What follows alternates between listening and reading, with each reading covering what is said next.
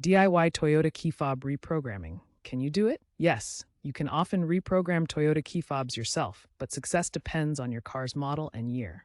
Newer models, post 2018, use rolling code technology, making it more reliable with precise timing. For some models like the 2024 Plus BZ4X and 2025 Camry, Toyota offers Digital Key 2.0, allowing smartphone-based reprogramming via the Toyota app.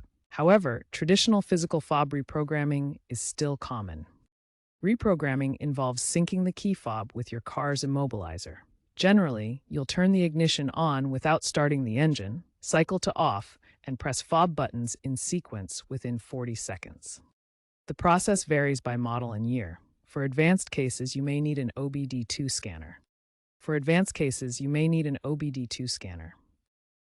Incorrect attempts can lock your car, requiring a dealership reset, costing you time and money.